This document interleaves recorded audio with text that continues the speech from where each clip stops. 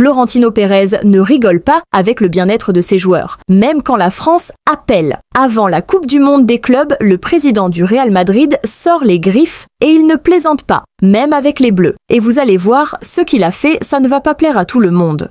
Alors que la saison vient tout juste de se terminer, les joueurs internationaux commencent à rejoindre leur sélection nationale pour les stages de préparation. Côté équipe de France, Didier Deschamps avait prévu le rassemblement dès vendredi à Clairefontaine pour prendre de l'avance et travailler le groupe. Les convocations étaient inquières, les billets réservés, mais le Real Madrid a dit non. Oui, tu as bien entendu. Le club espagnol a refusé de libérer Kylian Mbappé et Aurélien Tchouaméni avant lundi, ce qui fait 3 jours de décalage par rapport au reste du groupe France. Selon l'équipe, le Real a même envoyé une lettre officielle à la Fédération française de football. Dans ce courrier, le club explique que ses joueurs ne rejoindront Clairefontaine qu'à partir de lundi, une manière directe de protéger leur repos après une saison longue et intense. Mais ce n'est pas tout. Derrière cette décision, il y a aussi la Coupe du Monde des clubs qui approche, une compétition prestigieuse où le Real veut briller encore. Et Florentino Pérez veut que ses joueurs arrivent frais mentalement et physiquement.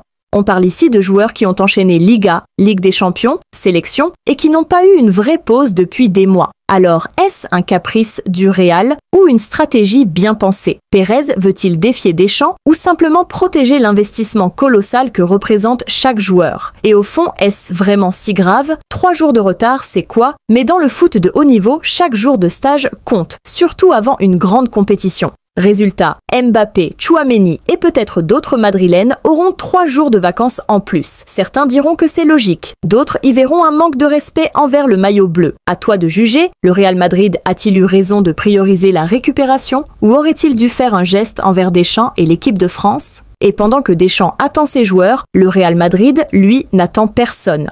Le club vient de frapper un nouveau coup sur le marché des transferts. Dean Huijsen, jeune défenseur central de 19 ans, est la première recrue officielle du Real cet été. Formé à la Juventus, puis prêté à l'AS Roma, Huijsen s'est rapidement fait remarquer en Serie A pour sa lecture du jeu, son calme ballon au pied et sa maturité impressionnante pour son âge. Certains le comparent déjà à des profils comme Gérard Piqué ou Matthijs de Ligt à leur début. Selon plusieurs sources espagnoles, le Real Madrid aurait versé environ 25 millions d'euros à la Juventus pour s'assurer les services du joueur, une somme raisonnable au regard de son potentiel.